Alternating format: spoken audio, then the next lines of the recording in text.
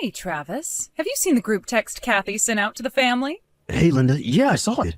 I can't believe it. Our little Kathy is getting married. Seemed like just yesterday she graduated high school.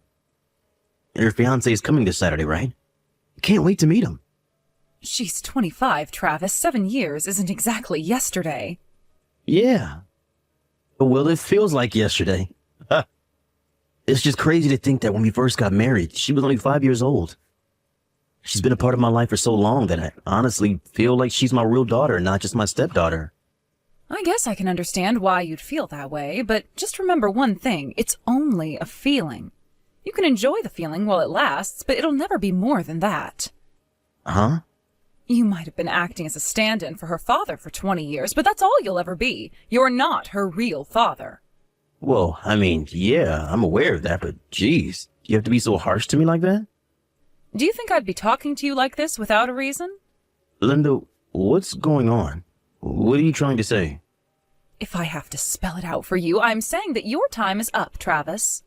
I've been talking to Kathy's father, Nate, and we've decided to get back together. What? Back when we divorced, Nate was working at a super high-stress company. The stress got to him, and he had a mental breakdown that cost him his job.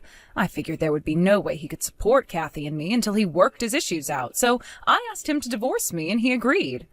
But now it's been 20 years since then. We met up again about 6 months ago, and he was like a brand new man. He's a high-powered executive now. He runs his own company. Kathy knows you're not her real father, and since she's out on her own now, I figured it was about time her real father stepped back into the role officially. Linda, what are you saying? You really still don't get it? I want Kathy's real father to walk her down the aisle at the wedding as my husband. It's time, Travis. We're getting divorced. I think that should make it crystal clear, right? I want to get it done as soon as possible, before her fiancé comes over on Saturday. If her fiancé meets you, it'll just make things more complicated. Since I'll be married to Nate by the wedding, that means the groom and his family will start asking questions like, wait, so which one is her father? Or something. That's an awkward conversation I would really prefer to avoid. You seem like you've worked this all out for yourself in your head. But have you thought to ask Kathy what she thinks? She's my daughter, Travis. I don't need to hear it from her mouth to know what she's thinking. I see. Fine then. We'll get divorced. On one condition.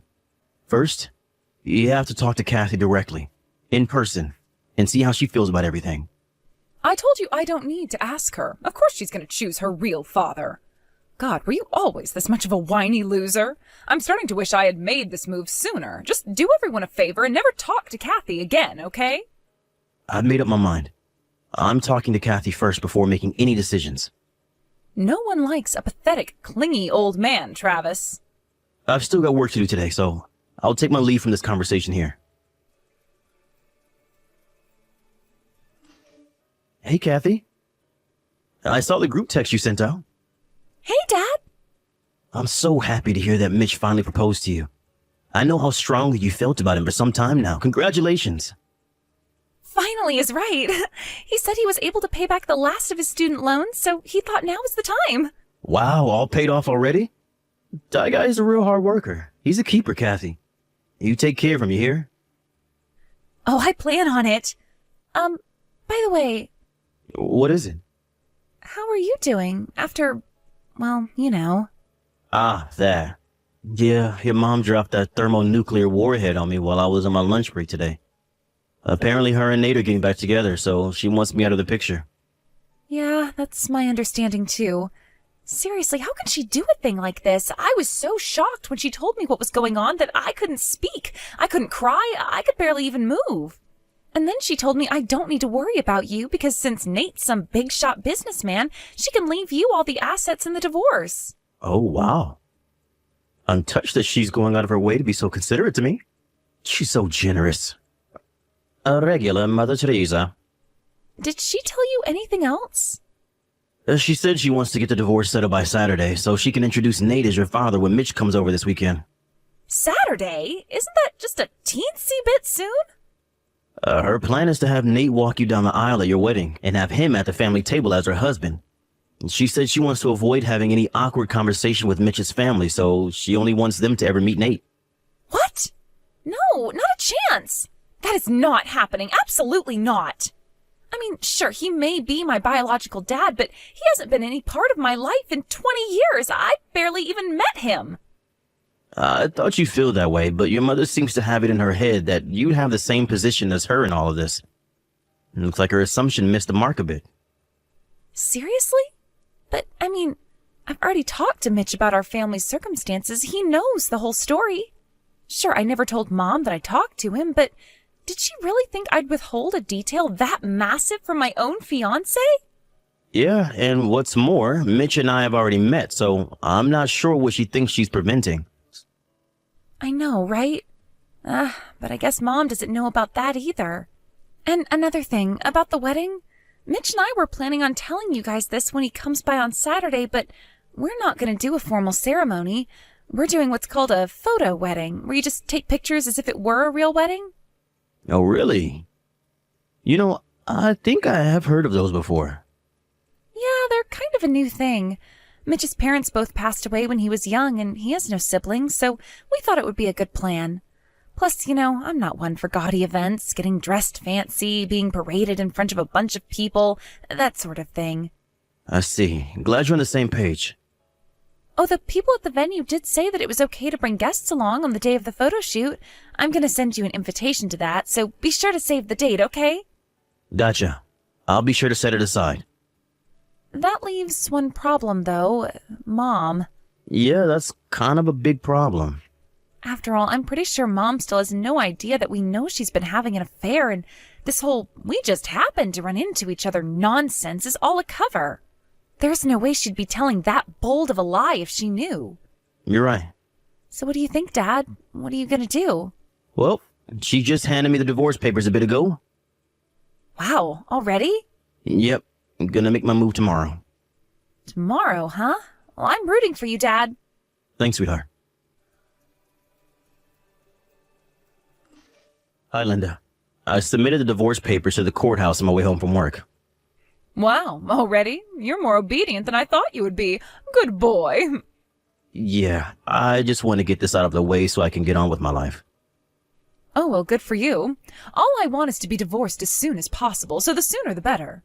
Right, the sooner the better. So, the sooner you get out of my house, the better. You have till tomorrow morning. What? You're kicking me out? The house is in my name. Oh, well, I guess you're right. Don't tell me. You haven't made new living arrangements yet? You're not stupid enough to throw a stack of divorce papers at me without having a plan for what you're going to do after a divorce is finalized, are you? Of course not. I just, was caught off guard by the fact that you got the divorce papers submitted so soon, that's all. I'll start packing up my stuff tomorrow morning. No, didn't you hear me? I told you that you're going to be out of my house by tomorrow morning. You're only giving me till morning? I'll be staying at my friend's place tonight, so get your things in order and get the hell out.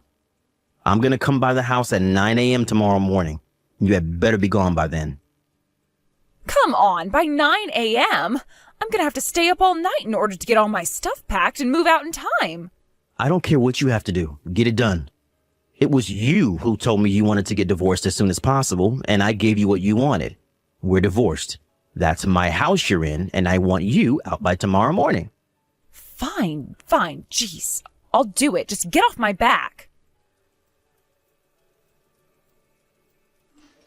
Hey, Travis, just letting you know I finished moving my stuff out just now. Good. Thanks for letting me know. If you don't mind, can I ask you something? Make it quick. Kathy hasn't been answering any of my calls or texts since last night. Do you know anything? Has she spoken to you at all? No, I didn't message Kathy at all yesterday. Oh, okay. Is that all you wanted? Can I go now? Yeah, sure, whatever. Great. Now that that's settled, I no longer have any reason to communicate directly with you in the future. If you need anything from me, you'll have to do it through my attorney. You still have his card, don't you? Yeah, I got it.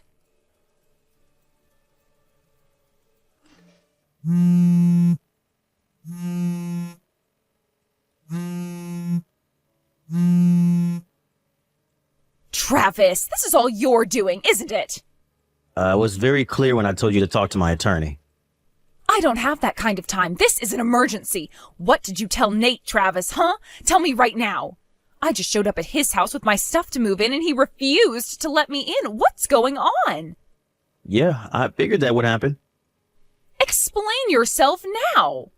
When he got back from his overseas business venture a year ago and the two of you met up, he had no idea that you had remarried, did he?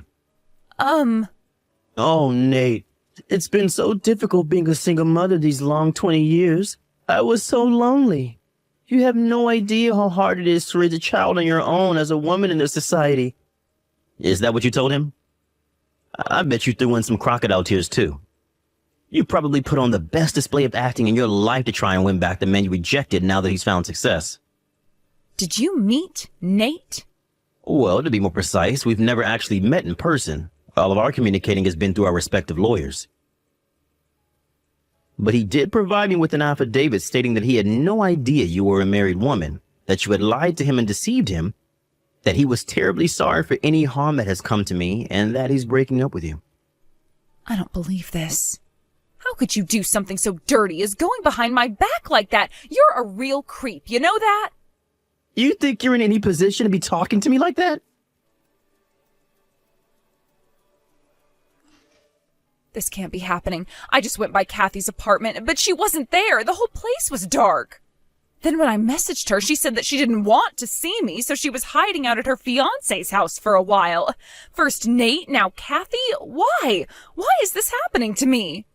Ordinarily, I would just tell you to talk to my lawyer again, but since this has to do with Kathy, allow me to fill in the blanks.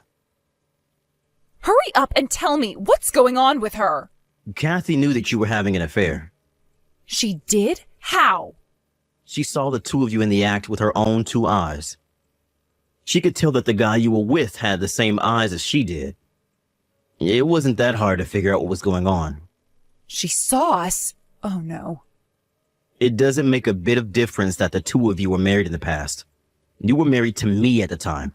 You betrayed my trust. You're nothing but a low-down, good-for-nothing cheater. But he's not just my ex-husband. He's Kathy's real dad. Real? Why are you so caught up on that word? Who's more of her real dad? The one who took her to her first day of school, went to her high school graduation, and paid for her college education? Or the one who has been completely out of her life for as long as she's had a mind of her own? And when she talks about her dad, she's not talking about Nate. She's talking about me. Be that as it may, I'm still her mother. If only you hadn't cheated on me, we'd still be married and you'd still be able to enjoy the same happy, loving relationship with your daughter that you always had.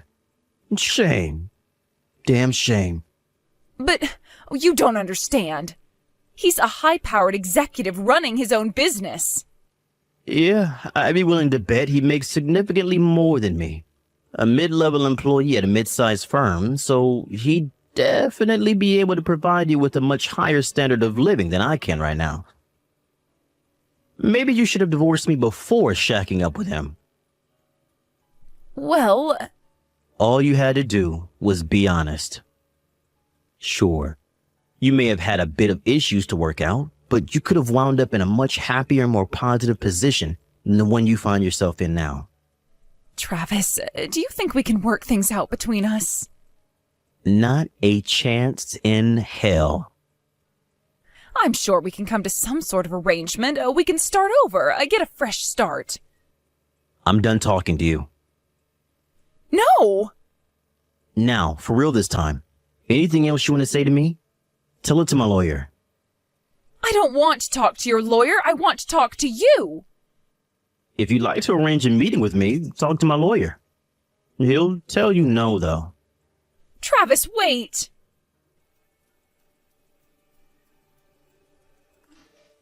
With nowhere else to run, Linda went crawling back to her parents' house to live with them.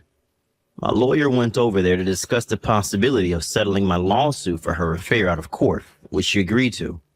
It seems like at the time she assumed that her parents would agree to foot the bill for her.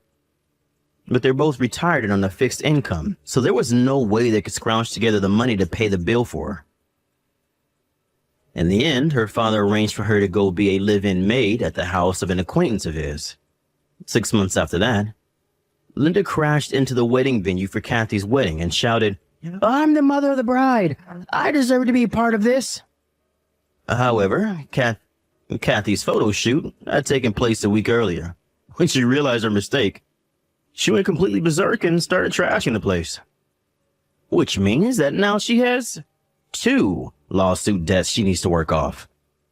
Thanks to her escapades, the guy who hired her decided he didn't want anything to do with her, so he fired her and kicked her out onto the street.